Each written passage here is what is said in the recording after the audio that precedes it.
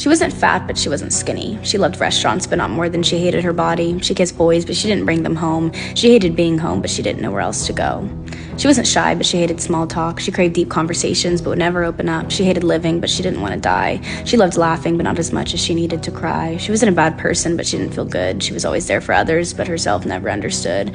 She was always writing, and everyone read, but no one listened. She was both the life of the party and the loneliest in the room. She was always performing, but she hated the crowd. She was always quiet, but her thoughts far too loud. She wasn't a rule follower, but she wasn't brave. She was always praying for others, but never for herself.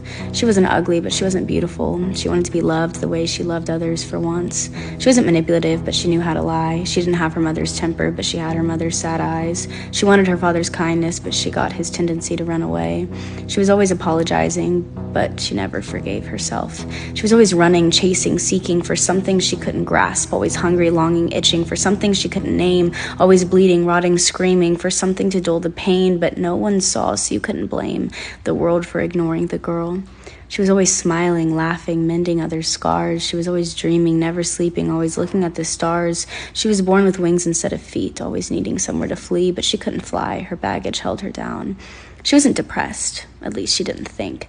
A dangerous coping mechanism for a girl with clipped wings.